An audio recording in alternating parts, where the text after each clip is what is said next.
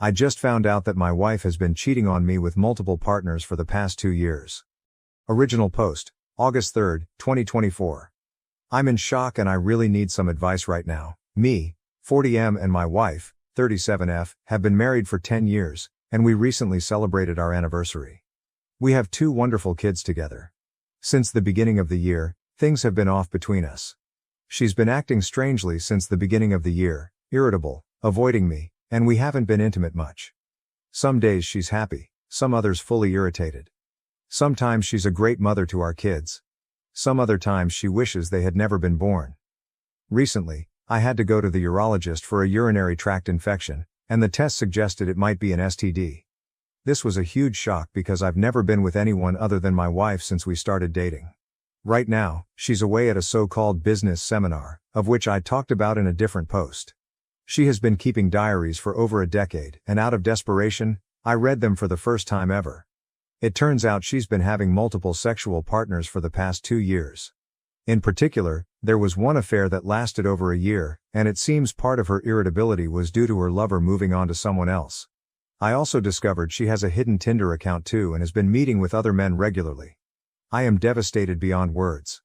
I feel lost and unsure of what to do, especially since we have 2 little kids who mean the world to me. I need some advice on how to handle this situation. Should I confront her immediately? Should I consult a lawyer first?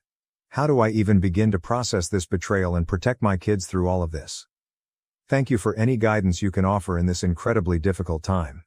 Additional information from OOP. Thank you for all the comments. As everyone's suggesting, I'll try to consult discreetly with a lawyer ASAP, gather as much evidence as I can, get the STD treated, and as painful as it is, perform paternity tests on my kids.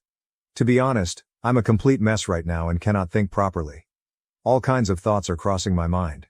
Part of me still loves her and wants to forgive her, the other is just full of disgust and hatred, and wishes I've never even met her at all. I wish I could just disappear right now. Comments. Commenter 1. Copies of evidence to lawyer. Go full NC, server. Don't drink, work out.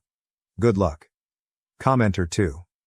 Get proof, get a lawyer, do what the lawyer says. Commenter 3. Assuming an open marriage has no appeal to you, take a deep breath and start lifting weights and eating right.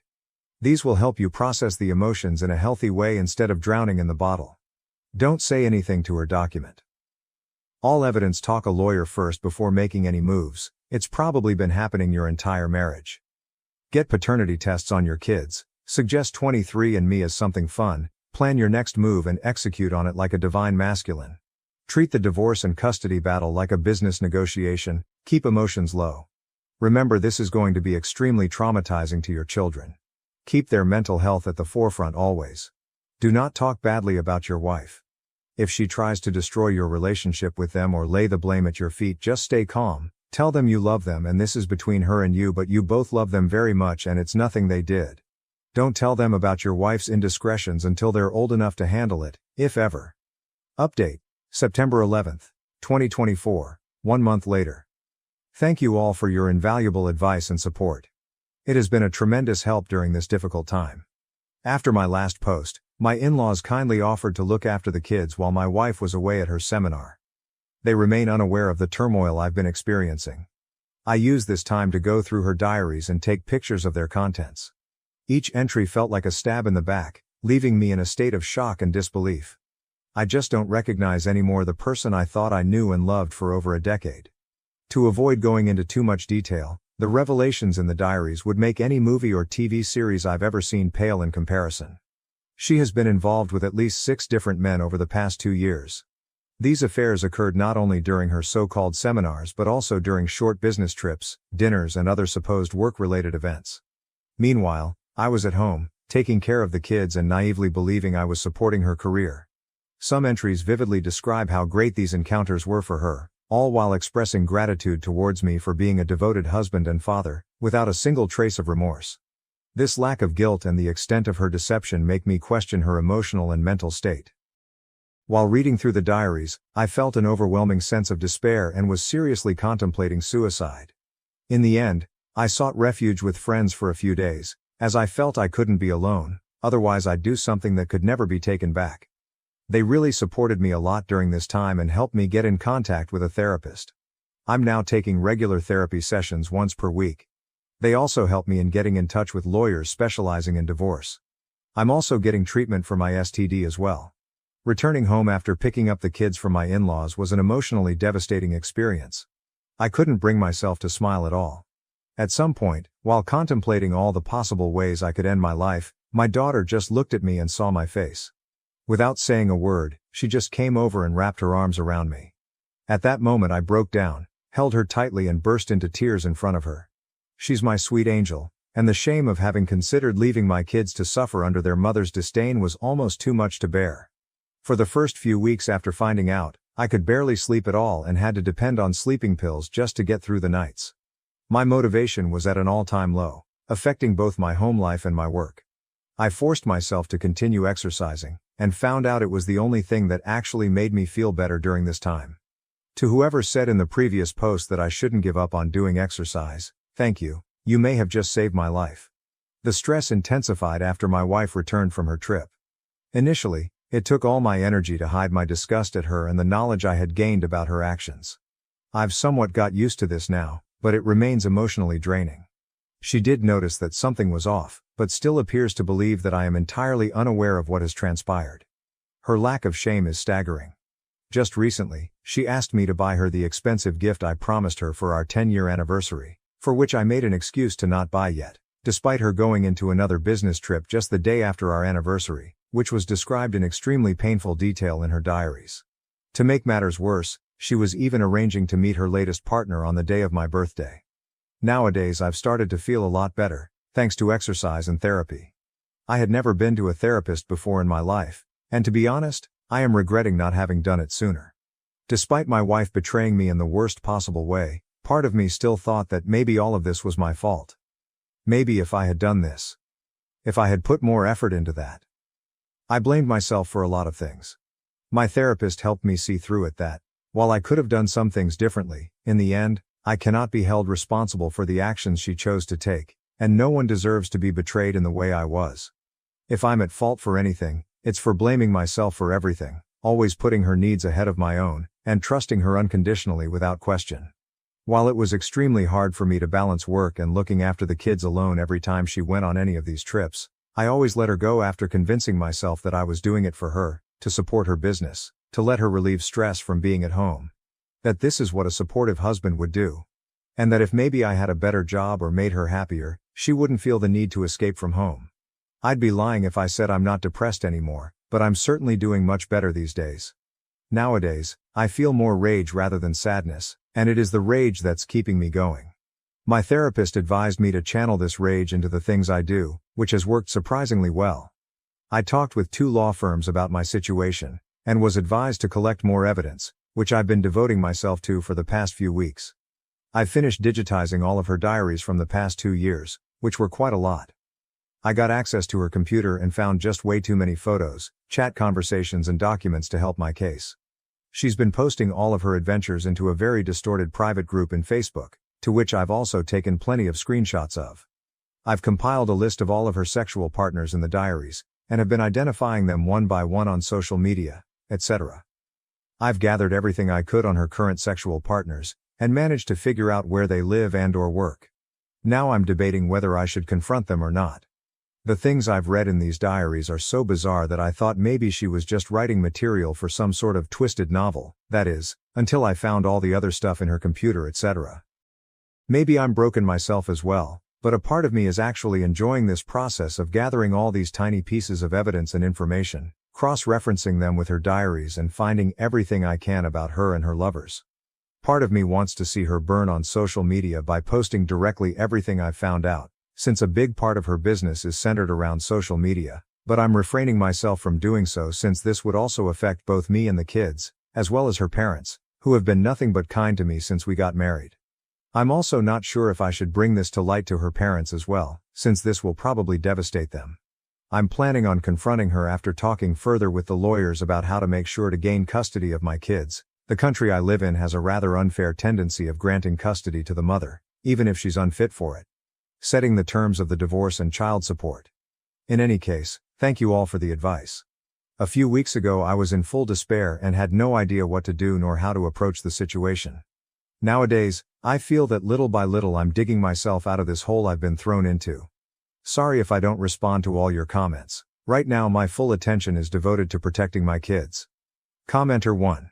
Well, let's hope you talk to your lawyer again soon. I'm not sure why you need more evidence, but you have plenty now. Have her serve in public. Heck, even at a seminar she is supposedly at. Commenter 2. Don't confront. Don't let her know a damn thing until you have all of your ducks in a row. Don't post anything on social media. Don't confront any of her lovers. Just keep doing what you're doing.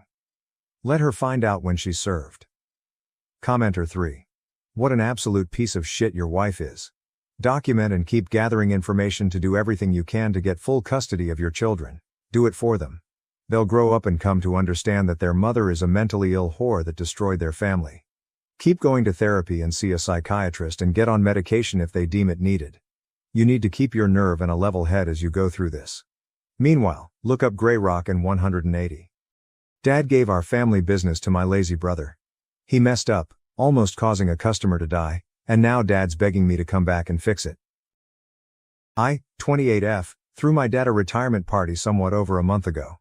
Having maintained our family restaurant for practically his whole life, he was retiring from management. Now, at about 62, he told us he was too exhausted to continue and wanted the company to be passed on to the next generation. Since I had given this restaurant the past 5 years of my life, I very mistakenly assumed he meant me. My family runs 2 other restaurants across the city in addition to an Italian franchise.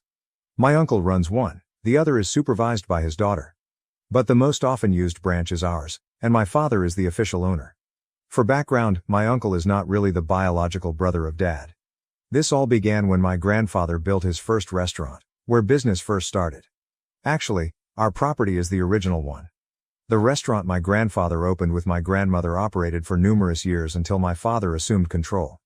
Then he grew the company by adding 2 other eateries at separate sites. My uncle came in at that point. When we first launched the second restaurant, he left his employment and began working there. His daughter took charge of that place. Since the company has always stayed within the family, when Dad announced his retirement a few weeks before I hosted the celebration, I naturally anticipated him to turn it over to me.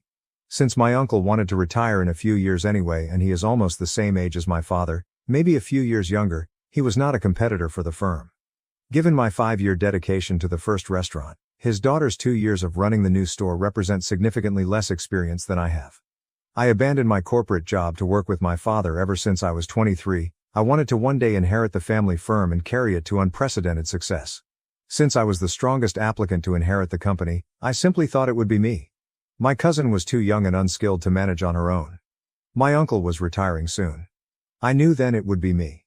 Though it was somewhat stupid of me not to demand a written agreement, my father never mentioned it straightforwardly. I assumed this was merely understood. Still, at the very last instant my father threw me a curveball. He said on the day of his retirement celebration that my bratty younger brother would be inheriting the company. I have a younger brother and an elder brother. Charles, 34M, my older brother, took the medical route. He is a surgeon and shows no enthusiasm for the restaurant industry.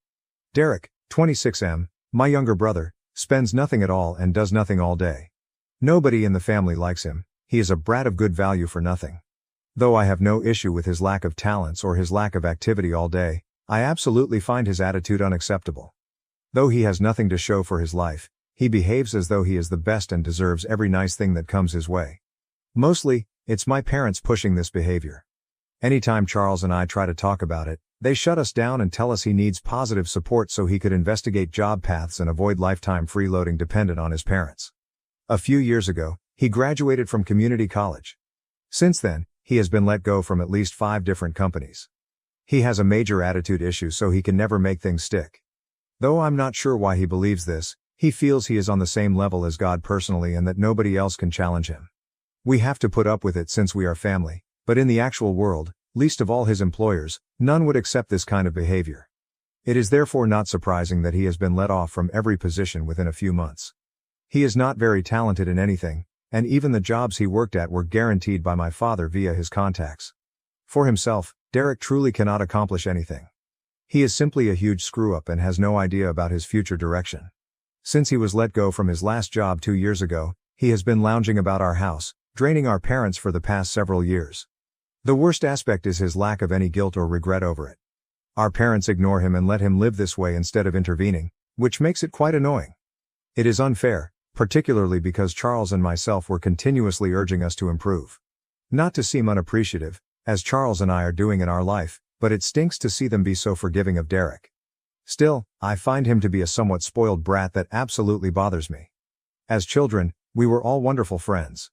But, since high school, things have changed and I hardly get along with Derek in the least.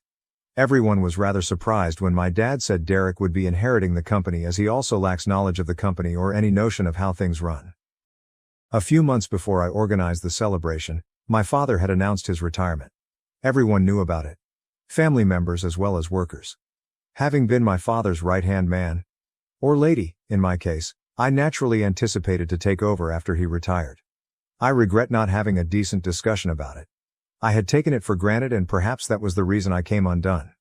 I regarded this as evidence that he was intending to leave me in control, even though he had expressed things about what he wanted me to do once he retired a few times. I trusted my father, therefore I never thought of him maybe not leaving the company to me. He had never offered me a justification not to. Though he handled Derek differently, that did not mean he mistreated me. As an employee as well as a daughter, he was always incredibly caring and polite with me. Still, I decided to throw him a party when he announced his retirement. It never occurred to me that he hadn't revealed who his successor would be, since I simply knew it would be me. I was shocked on the day the party was scheduled when he chose to declare Derek would be taking charge. Not only me, everyone at the party, from my mother herself to all the staff, was in shock. Everyone had assumed I would inherit the company, particularly because I had spent 5 years working at the restaurant striving for perfection. Still, after all of my effort, Derek was scheduled to inherit. I found none of it logical. It didn't really dawn on me until my father brought Derek to his side and he smugly declared he embraced his new post. Tears and total devastation drove me literally from the restaurant. 2 minutes later, my father trailed me outdoors. He wants to clarify that he made this very tough choice for specific reasons. Though I was unhappy, I chose to give him some time. Still, his motives were equally illogical and foolish as his choice. He knew it. He informed me that Derek was really useless and that this affected his decision. Derek had been sitting at home for the past 2 years, while my father had been trying very hard to convince him to go out, hunt for a job, and engage in meaningful life activity. Derek took everything lightly. Now my father reasoned that perhaps placing Derek in a position requiring responsibility, such as running the restaurants, would compel him to rise up and improve his output. Derek's heart wasn't in it, according to my father, because he was working for someone else and lacked an interest in his former employment. However, my father thought Derek would have more of a stake and would be driven to be a better worker, since this would be his own business. And if not, at minimum, it would get him out of the home. Then my father informed me that he still wanted me at the restaurant to perform exactly what I used to do for Derek, to be always present for him. He informed me Derek would only be the nominal head. I would be the actual boss. This would, according to my father, inspire Derek to become well. To me, that was quite nasty. Knowing that I was quite capable of doing a far better job than Derek, he expected me to be his shadow and assistant always. I am my own person. I am not the babysitter for my brother. By then, I had worked hard enough to land the job my father had just given Derek. I was still rather offended and not changed even with the justification. I warned my dad he would lose me permanently, or he could undo his words and offer me the job he had just granted Derek. I meant it. I had an ultimatum to offer him. Regretfully, we then engaged in a somewhat nasty argument. He informed me I wasn't thinking about my brother's future and I was being selfish and irrational. By not considering mine, he was also acting selfishly, I told him. We found ourselves fighting in this way. Having nothing to say left, I cut him off after that. He refused to hand the job away from Derek to someone who rightly earned it, me. I made up my mind not to return to the restaurant after I felt so degraded. My last day spent there was the day following the retirement celebration. 1 month after that, I still haven't gone back to the restaurant. Though I don't ask about the business, I have stayed in contact with my mother and Charles. They know how things are going, but they also know it bothers me and I don't want to talk about it. I therefore had no idea how the restaurant was performing until a few days ago. Nothing had truly altered on that front as I stopped talking to my father following that argument and avoided Derek anyhow. After leaving the restaurant, I had also begun submitting applications for other employment. Like any other employee, I did get paid for my work there, and I have some money right now to cover temporary needs. I reasoned I could survive off of my funds till I discovered another activity I wanted to engage in. I had even intended to travel next week. but right now I'm not sure since I might have to return to the restaurant. The cause is, like I had anticipated, my brother messed up quite extensively. For some reason, my dad felt it would be a good idea to let him do anything he wanted, without supervision, to inspire confidence in him. He knew nothing about running a restaurant. Apparently, Derek's emotions came before the family business and other pragmatic issues. Derek had been cutting costs on components in addition to making a lot of careless and foolish financial mistakes from the beginning. Now, it's causing them major difficulties. We offer a separate vegan menu and accommodate vegans so that none of non-vegan items come into touch with vegan meals in the kitchen for ethical reasons. We also set aside space specifically for vegan cuisine cooking. But in his infinite wisdom, Derek closed that compartment to create room in the kitchen and began tampering vegan goods in order to save money. This would only be a matter of time before blowback occurred. 2 days ago, the unavoidable happened. Derek had told staff members to use conventional dairy milk wherever they could avoid using the more unsafe higher-priced soy milk. That moron overlooked the fact that some people are really allergic to dairy, not just vegan for fun. You might fairly predict what followed. A client ordered a milk-based dessert and expressly requested soy milk or another milk substitute to be used rather than ordinary dairy. Usually, one of our regular staff members would have used the alternative as asked and disregarded Derek's ludicrous orders. Regretfully, Derek had chosen a fresh, inexperienced man and given him rigorous instructions to document anyone in the kitchen defying his directions. Derek had discovered that the regular staff members were neglecting him since they were too quickly running out of substitute materials. He recruited this new guy as he wanted someone to spy for him. Sadly, this new employee ignored the customer's request and used conventional dairy milk for the dessert following Derek's directions exactly. He did a really poor job with it as well. Things went south rapidly, and the client experienced a strong allergic response. They now seem ready to sue the eatery. I know all of this since my dad contacted me in the evening a few days ago, the day the incident occurred, to let me know what happened. He looked to be panicking. He told me he had sacked Derek right away since he had no idea what Derek had been doing behind his back. He now asked me to return and rejoin him. He was presenting me with the job I had long sought. It was strange that my brother wanted me to come back now, having screwed up just as I had predicted. From the events of 1 month ago, I was still somewhat wounded and disturbed, hence on the phone I laughed heartily at their predicament. I informed him I never would be returning under any conditions. Just as he had embarrassed me at the retirement party, I said that should he truly want me to come back, I anticipated a public apology in front of the family and all the staff. Before handing me the job, I also wanted him to admit his errors and declare he had sacked Derek. Given what happened during the party, I do not believe I was asking for too much. My father's behaviors were just intolerable, and they had severely wounded me. Since now he was the one depending on me, I thought I was merely asking him to make things right. But my mother felt my requests were a bit excessive. During the phone call, even my father claimed he would not be doing any of it. The company was just as much mine as it was his, he informed me. He stated what I was asking of him was ridiculous and humiliating even though he acknowledged he might have made a mistake. So am I the asshole, Ida, for asking my father to publicly apologize if he wants me to rejoin the family company following the choice of my brother to inherit it over me? Update 1. Hi everyone who took the time to comment on my first post and provide suggestions and encouragement first. Thank you very much for your concern on this matter. It truly means a lot to me. Regarding what I decided to do, I gave it some thought over a few days and concluded I would be returning to the company. Though I had to set aside my pride, the decision wasn't simple as at the end of the day, I have spent 5 years of my life at that place. I want to be the one to drive the company ahead, hence nothing else can change that. Given that my dad won't be around permanently, I truly want to see it flourish rather than be closed down. As I have already said, Charles has no interest in the restaurant, and Derek obviously lacks the skills or ability to run a company of that kind. It thus has to be me. It merely does. My uncle and cousin, who oversee the other 2 branches, agreed I should return when I spoke with them. They think that the restaurant is properly mine, hence if my father is asking me to come back, I should put my past behind me and pursue what I love. To be honest, I would have preferred it if my father had publicly apologized. But I don't want to start a public celebration or gloat over Derek being right. That would not make me very happy as compared to the gratification the success of our restaurant will provide. I now understand I have to choose my battles and have opted to let this one pass for my own benefit. I chatted with Dad this morning. That was a highly civil and official exchange. Though we will talk about them eventually, we decided to temporarily keep our history apart for now. Right now, we provide the situation under current utmost attention. To negotiate and get a settlement, We have set up a meeting with our lawyers and the impacted consumer. Out of court, as she has been continuously tweeting about us on social media. She hasn't acquired much traction thus far, so we have been lucky. Nevertheless, this won't be the case for long, hence we must squish this before it becomes too huge.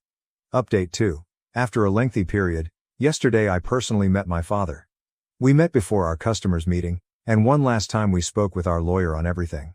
Seeing him after so long was odd since, 5 years ago, I had seen him practically daily. Until I actually saw him, I had no idea how much I missed him. Since our lawyer handled much of the conversation, we didn't interact much.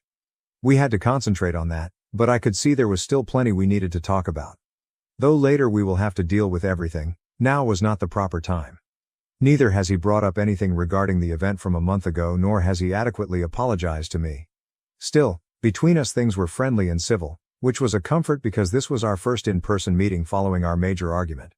Though I expected things to be strange, happily they were not. It had been some time, so my father requested me to come home to see my mum after the conference. Since the retirement party, I have not visited home. I had to turn down though, since I had a prior obligation, that of attending an evening engagement party for a buddy. Fascinatingly, when I questioned my dad whether Derek lived at home, he informed me he did not. I really wanted to know where Derek was living and how it came about, but my dad didn't provide any more information and made it plain he didn't want to talk about it. So I stopped there. Later on I spoke with Charles and he informed me that Derek had moved out a few days following his termination, but he was unsure whether our parents had requested him to leave or whether Derek went on his own. Though things remain unknown, I intend to discuss it with my dad and work out what is happening. The client's meeting turned out better than anticipated. Given the situation, I had thought it would be difficult. What transpired was a major ethical transgression and never would have happened if my father or I had been in charge. The consumer, however, was reasonable.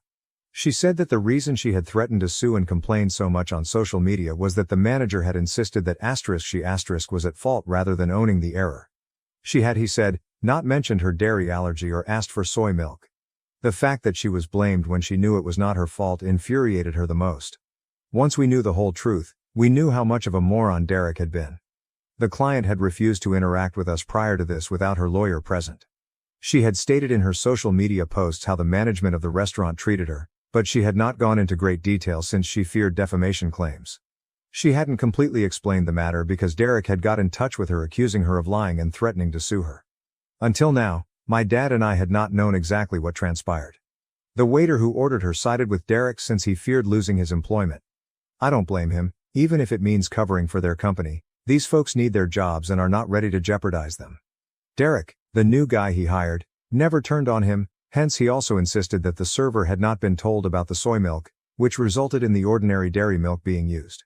Then Derek and the new guy claimed the customer was trying to obtain money from us and lying to discredit the business. We told the client that Derek, the guy in charge, had been let go. So right now, we were running everything ourselves. Nothing like this will never ever happen again, we assured her. Fortunately, we reached an understanding. She agreed to remove her social media entries and let it go. Although we lost quite a lot of money in the process, at least we were able to tidy Derek's mess. My dad and I can at last relax. Update 3. Hi, I have never been happy. I returned to the restaurant a month ago. To be honest, it took me some time to see how unhappy I had been absent from the workplace. Though I have problems with my father, I love this place. I am going to soar to new heights as I wish. Regarding my father, we are working things out and have come quite far. Having spoken with my parents, we as a family have decided we should spend more time together. A few weeks back, after returning to the restaurant, I had a lengthy conversation with my dad. He and my mother said they handled Charles and me poorly. They wanted to develop Derek to a point where he could compete with us and not feel inadequate. They knew he was the weakest link among us. But they raised his ego to an irrational level in doing this. Now, Derek sees the world of himself without really trying to get better. The day my father dismissed him, Derek moved out and shut everyone off since his pride suffered. Later, my dad discovered Derek is working at a nearby video game store and living with a friend. At least he's trying to make it on his own and acting. It's good for him. Every weekend my family gathers for dinner, including Charles and his wife. Derek has been invited multiple times. It would be disrespectful not to, but he has not responded, as asked. It scarcely counts to me since I have nothing to do with him anymore. Though I would like him in my life, I wish him the best. For me, Hanging around with my family has been fantastic. I adore it since my father and I are at last returning to a state of normality. Recently, life has been very wonderful. I have no complaints. At last I am creating something I believe in and doing what I love. I am back on good terms with my family and I do not think I could ask for more. All a person truly needs to be happy is that. Am I the asshole for hiding my boyfriend's anime body pillow while my parents were visiting? Original post. My boyfriend, M32, and I, F27, have been together for a year. He's only met my parents once over the holidays last year because they live pretty far away. They've been visiting this past week and since he and I just moved in together they were excited to see our new place and get to know my BF a little more. We have an extra bedroom and this has become my boyfriend's gaming room for the most part, but we agreed when guests come over it would be a second bedroom. He really likes video games and anime in particular, so he has a lot of toys and artwork that he's collected over the years from different games and such. One thing he has is this anime body pillow that features a sexy anime girl on it. He also has a mousepad for his gaming computer that resembles a busty anime girl. Before my parents came over, I asked him to take down his toys and stuff so they could be comfortable. I was upset to see that he left the body pillow and the mousepad in place. I don't really feel comfortable with either item, but he's really into anime, so I've always kind of left it alone. But I absolutely didn't think it was appropriate to leave it there when my parents would be staying over. I took the cover off the body pillow and put the pillow in the closet, and I put the mousepad in a drawer in our room.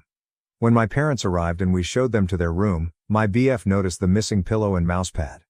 Later, when we were in bed, he brought it up to me and asked why I hid them. I told him I didn't think my parents would feel comfortable with those things in the bedroom and when they leave we can put them back. My BF got really upset. He told me that he feels like I'm ashamed of his interest in anime. He said he spent his whole life feeling like people think he's weird for being into anime and he didn't expect his own GF to be just like everyone else. The next day I noticed him taking some of his manga books off our bookshelf and putting them into a box. I asked him why and he said something like, "I'm putting them away so you don't have to look at them anymore." I feel really bad. I feel like I hurt him, but I just really didn't think my parents would feel comfortable sleeping in a room with those items. But now he's just acting so distant and cold and he's not really engaging with my parents at all. They keep asking me what's wrong and I don't know what to say. AIT? Top comment. Talking mice. There's a huge difference between anime video game decorations and sexualized anime content. A busty mousepad and a sexy body pillow would most definitely make anyone feel uncomfortable. I get that it's his space too, but I think a small amount of compromise for a limited time isn't a problem at all. He might see it as you being embarrassed of his interests, but the reality is most people aren't comfortable with sexualized decor. It's not about anime at all. NTA, he really needs to have more consideration for others. OOP. That's exactly my feelings too.